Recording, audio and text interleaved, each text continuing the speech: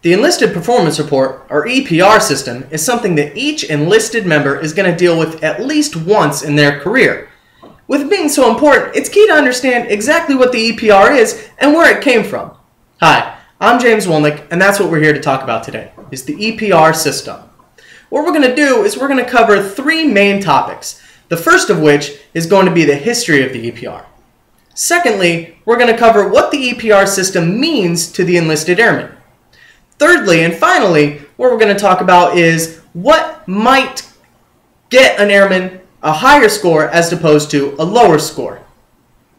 As I stated, what we're going to start out today by talking about is the EPR system's history.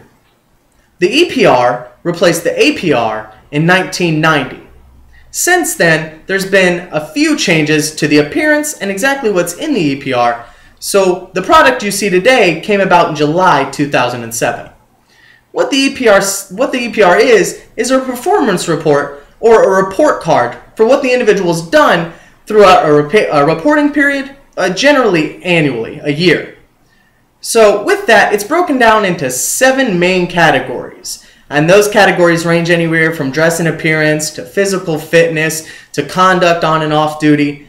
And inside each one of those different sections, you can put anywhere between 2 and 4 bullets or sentences describing what that individual does or has done through the rating period. The second thing we're going to talk about today is exactly what the EPR means to an enlisted airman. As we all know, there's been budget cuts all over the place lately. With those budget cuts, the DoD's been hurt as well. So the military definitely hasn't gone away unscathed. With the budget cuts, what the military is looking to do is get rid of people that don't necessarily fit into the military. Poor EPR scores is something that the military looks at when they start getting rid of certain individuals.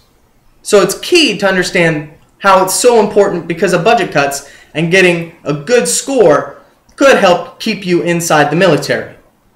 Also, EPRs play a role in in WAPS testing, Weighted Airman Promotion System. So what happens is you've got anywhere between a 1 to a 5 on the EPR, 5 obviously being the best.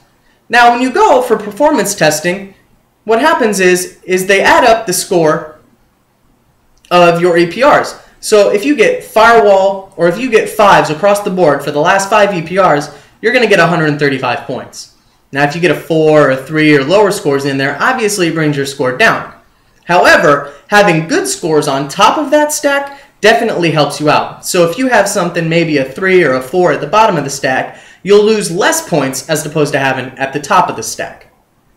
The final thing we're going to talk about is how an airman might score a high score on their EPR as opposed to a low score. A 5 is the highest you can score on an EPR. 5s are generally achieved by those airmen that set the standard for others in their career field and in the Air Force. They epitomize exactly what the Air Force is looking for. A 3 or a 4 are people who are just a little bit below them. Now a 3 is an airman that just comes to work and doesn't really do anything exceptional, nor do they do anything too terrible. Now a 1 or a 2 is usually given to airmen who just don't get it. They've had an issue somewhere in this rating period that may have come in the form of paperwork or administrative action from their commander in way of an Article 15 or something to do with the UCMJ. So today we talked about the Enlisted Performance Report, and the 3 main topics were the history of the performance report, what it means to the enlisted airman, and how you can score well or poorly on the EPR. It's important to see why the EPR is so key to an enlisted member's career. Thank you for your time.